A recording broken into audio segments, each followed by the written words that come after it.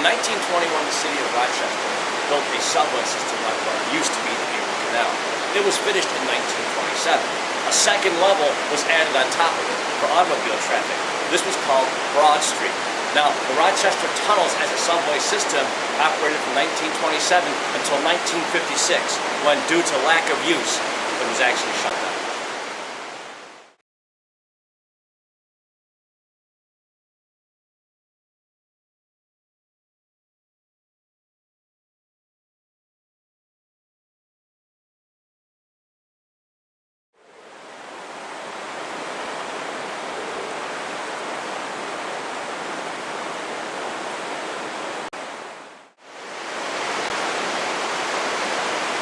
Now, as you can imagine, anything like this, there's going to be a lot of eerie tales that are going to emanate from the Rochester Tunnels.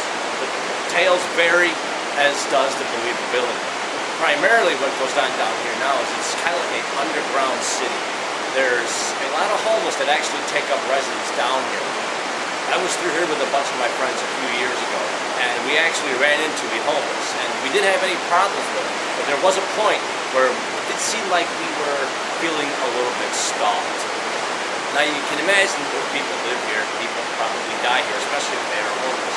It wouldn't be hard to imagine that the restless spirits may still be wandering the tunnels. Also, one of the rumors was there were various cults that used to meet down here.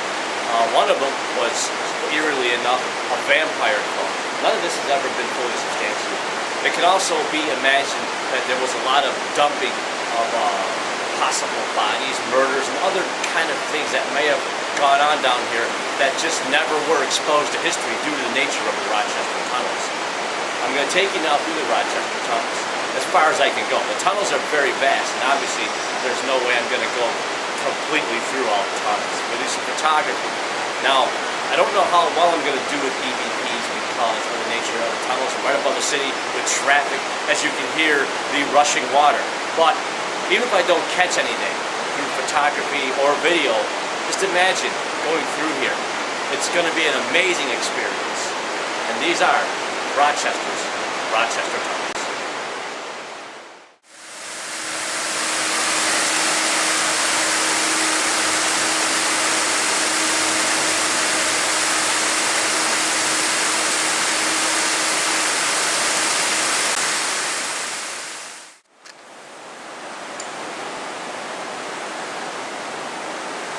Again, if there's anybody here who wants to communicate with me while I'm down here, has any kind of message to put out, now's the time.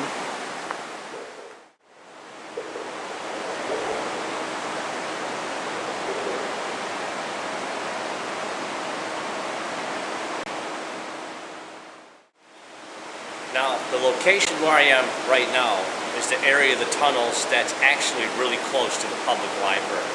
Now, it's interesting to know that Rochester Tunnels passes under a couple of reportedly haunted landmarks, the public library and the dinosaur barbecue. Also, along this Genesee River here, near the Upper Falls, there's the legend of the dancing bear. Basically, it was a performing bear that fell into the Genesee and was never seen again, and it's said on certain nights you can actually see him still doing his performance, seeing that it was part of an act. Do I run into the bear? Unlikely. Will I run into the spirits from the dinosaur barbecue in the public library? Well, that could be a little more open.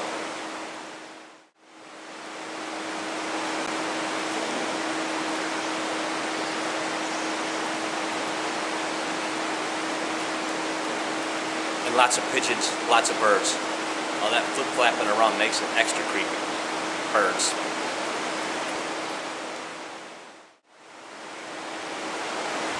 As you can see along these walls, it's a virtual art gallery. Now, in my opinion, this isn't just normal, regular tagging. You'll notice along these walls, there are literally works of art. It is actually something to see. It's almost too bad this couldn't be shared a lot better with the public. Maybe one day it will.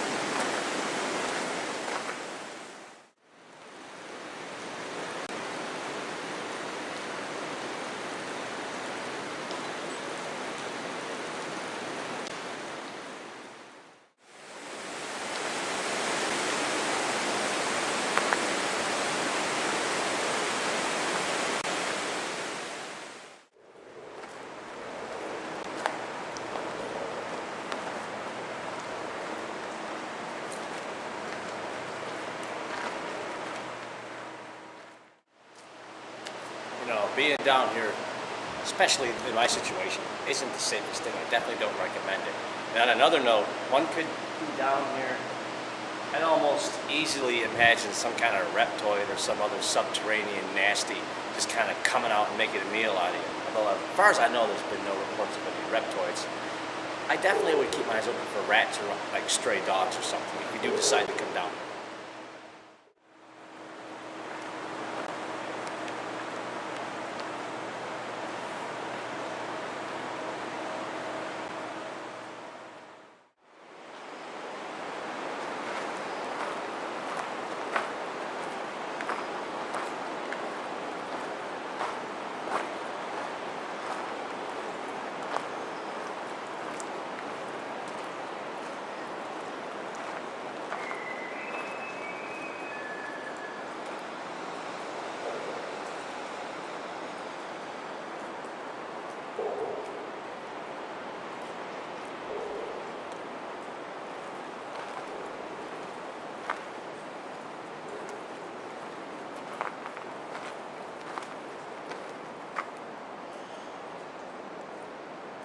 The old train tracks.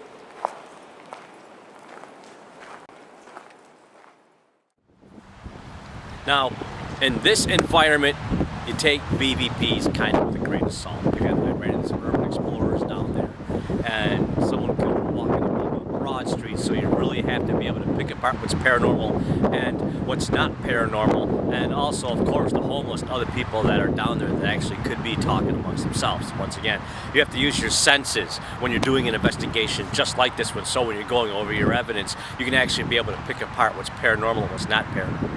Now, the following is a VVP, which stands for Video Voice Phenomenon. Now, it's very similar to an EVP, which is Electronic Voice Phenomenon, when you get a disembodied voice that you can't explain on a recording device. In this case, I got it, luckily for me, on my video camera. Now, it's a voice that seems to say, hey. Now, is it a spirit that's trying to get my attention? Well, the thing is, when this VVP happened, I can tell you right now there was no one anywhere near me, and I definitely didn't hear anyone trying to get my attention. So I gotta say that this one is probably paranormal, so definitely give this one a listen.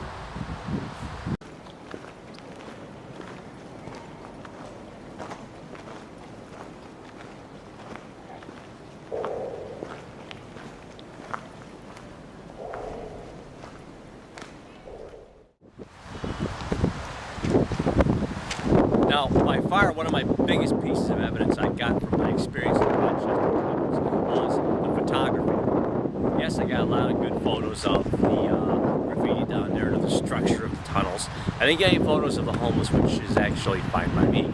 But the predominant photos that I got down there that I believe are paranormal are of the orb pictures that I captured when I was randomly taking shots down. Now, you gotta be able to differentiate between dust, which there was abundance of down there, and true orb paranormals. I got a lot of orb storms, so to speak, but these were all just dust, because I was able to pretty much predict before the flash went off when these were happening. Now, the pictures I'm going to show you, in my opinion, are genuine orb photos. Some of them I got while I felt I was being watched. So I'm going to leave this for you to decide for yourself, but it's my opinion that these here could potentially be genuine spirit orbs.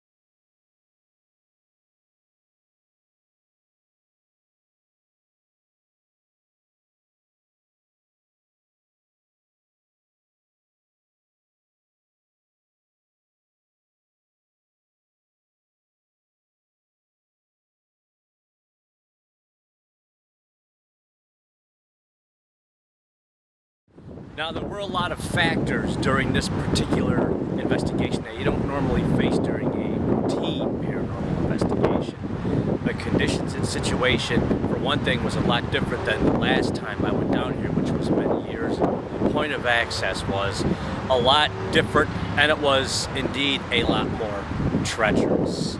So that alone made this an investigation that you have to take, to heart when you do something like this, to make sure that you put safety before anything else.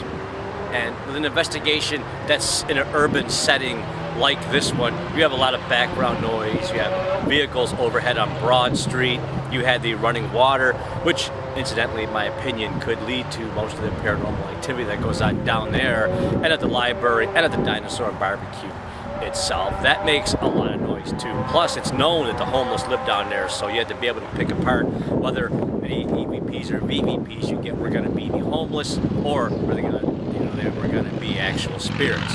Now, this investigation that I did, I don't recommend anyone else going down there doing it the way I did it. Now, I did run into some urban explorers down there who were there just checking it out, which is fantastic, but they were in like groups of 2s, 3s. I went down here this time pretty much by myself. Now, the last time I went down here, which was many years ago, I went down with like 5 people.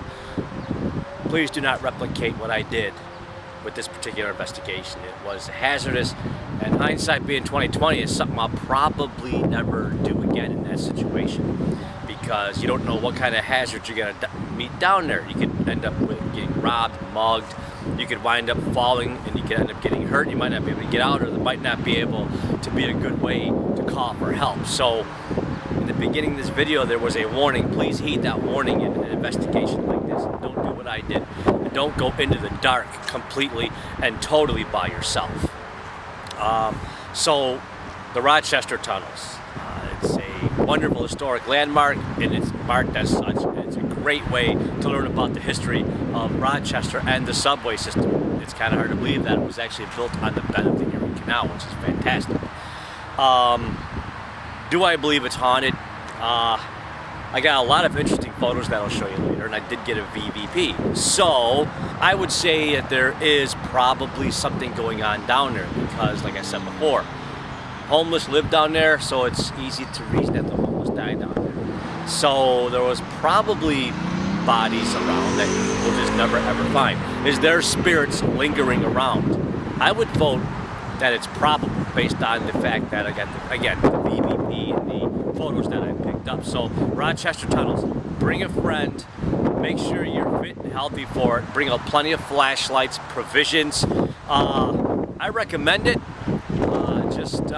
Once again, please use extreme caution when you're visiting the Rochester Tunnels. Bring extra provisions, bring a friend, flashlights, and bring good walking shoes. The way I got down in there was unique.